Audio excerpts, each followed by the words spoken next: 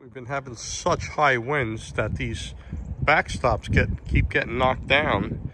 So I drilled some holes. I'm going to put some rebar in, and hopefully the rebar sticking up will keep it from flying up. The post actually snapped off inside the deer with the wind. And this one, I don't know if there's half inside or it's just filled with dirt. So these targets go for like $300 new. And I was thinking about buying one. I said, well, let me just try and fix this one. The high winds snapped off one of the stakes. So what I'm going to do is cut some of the foam off, try to access the tube, and in here there is another post that apparently snapped off, is pushed in. I got to try and get out.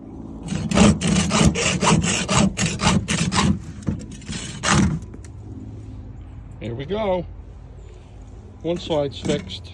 I sawed off that old piece sticking out and gained access to that busted pipe. I was able to pull out the pipe.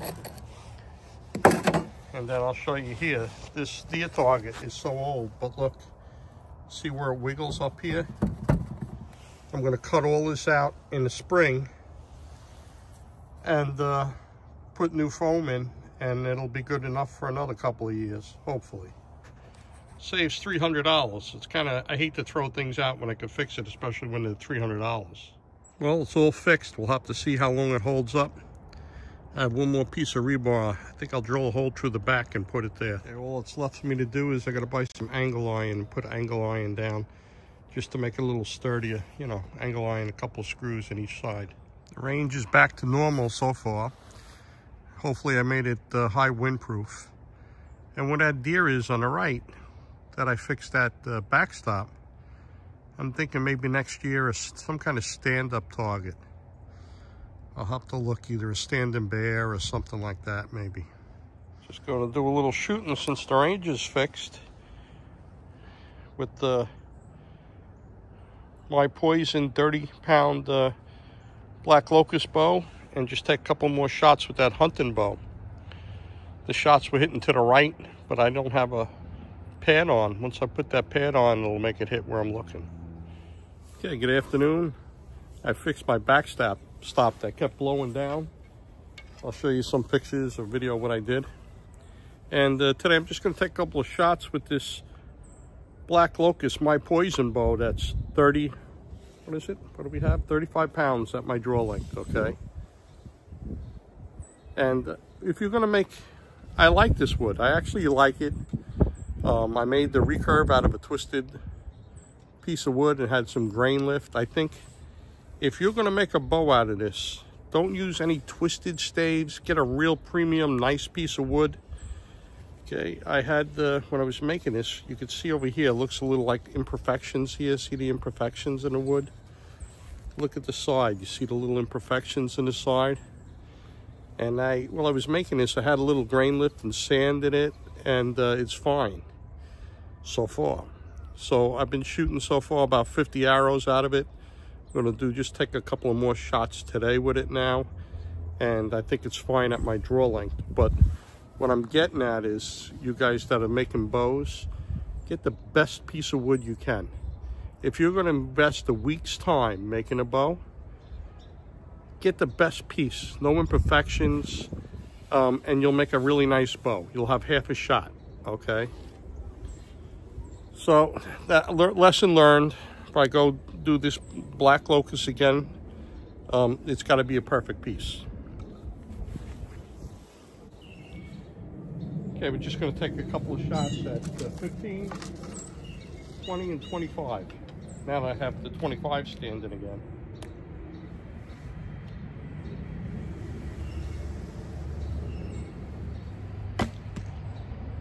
Okay, that's the 15. I put the point, just so you know, is these ultralight arrows. I put the point on the bottom, the lower third of that bear target to hit. Now over here at 20, what I'm doing is, because I'm gap shooting, I'm putting that point like on the top of the 10 ring for 20.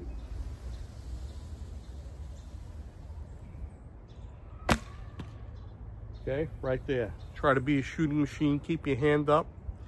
And when you release back tension or whatever, keep your hand against your face.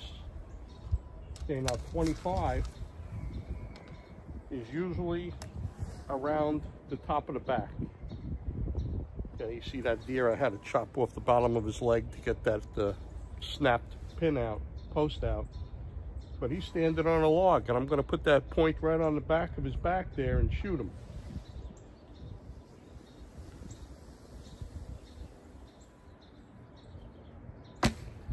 Wow, did you see my hand come off my face and my grip twist? When you grip twist, the arrow goes to the right. If your hand comes off your face, it's a pluck. So that's a learning lesson here. Okay, no grip twist. Watch, we're going to try and be a shooting machine.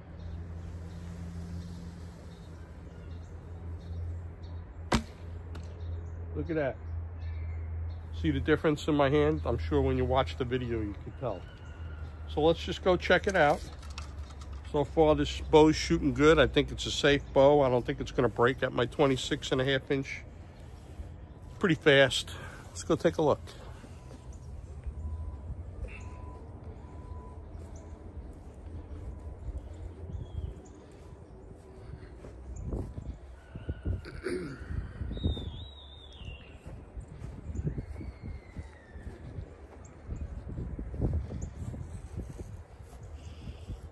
Okay, there's 15.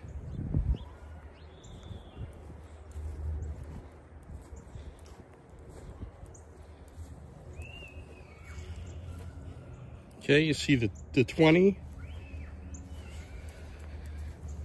You can see my crazy grip twist over here. So here's the 25 yard.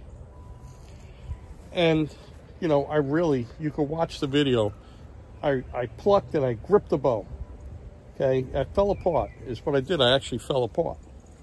And when I was that shooting machine trying to keep everything together, I put the point like near the top of the back, and it went where it was supposed to go. All right. So now I'm going to shoot that hickory hunting bow. That hickory hunting bow was shooting a little left.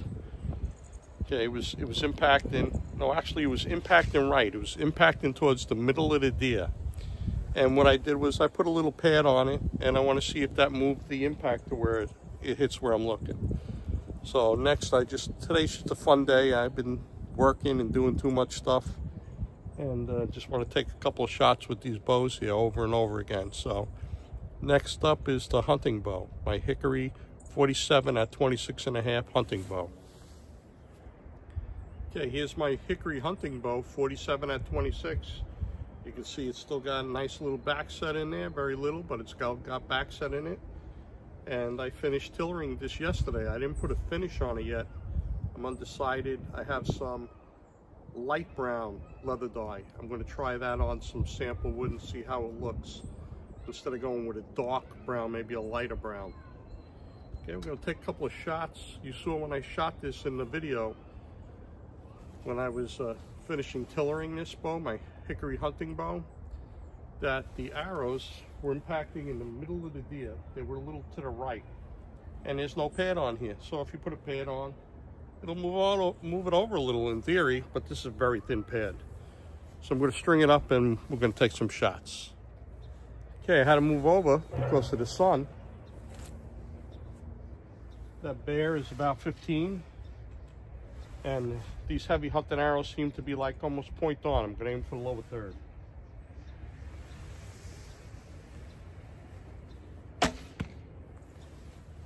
Okay, that deer target down there is 20.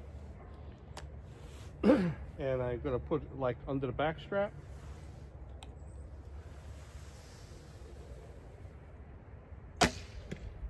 Okay, that deer down there at 25, and I don't shoot 25. Just be happy if I hit it, but I'm going to put the point where the point is sitting on top of the back.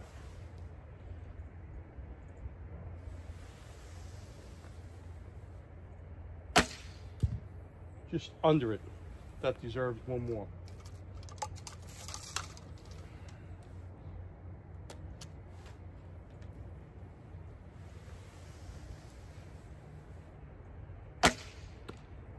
No, touching arrows down there. I'm happy. I don't shoot 25 with a hunting bow. So let's go check it out. That's my hickory hunting bow I made yesterday. And this is the second time I'm shooting it other than the video. But actually, I took a couple of shots before. Today's just a fun day flinging arrows.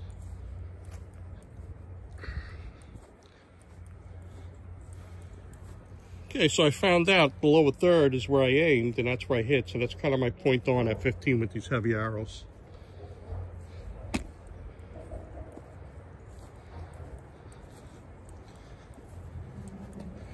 Okay, I aimed under the back strap, figuring to drop down, and look, it's pretty good. Now, I don't shoot 25, but I've been putting the point here with these heavy arrows, and they've been dropping down here. So in reality, if I wanted to shoot, I'd have to pick an imaginary soda can on top and shoot the top of the soda can, but I'm not shooting 25 ever hunting, so I don't have to worry about that. So anyway, just want to show you me flinging arrows with the bows. I wanted to show you that lightweight black locust bow and those little imperfections. And I'm at the point now where when I make a bow blank, you know, I start taking it down and following a ring or whatever I'm doing, taking off the back. I want a really good piece of wood. I'm not going to play around with imperfections. So if you get something like black locust, and I took this really twisted piece to make bows out of, you can see the imperfections in the grain. I'm not going to use wood like that anymore. I want really nice, good staves to make bows out of. So keep my eyes open. I don't see too much elm here on Long Island, but I think I'm going to try and make a bow out of elm. That's sometime in the future. And I'm just having fun, flinging arrows. And this is going to go out in the woods with me hunting. And like I said, I'm only shooting. The furthest is 15 yards from my spot. And I know I'm good enough to take a deer with this bow, 2 days old, at 15 yards. So, all right, that's it. Just fun video today. That's it. Have a good day. Watch my videos. Bare Bow Joe.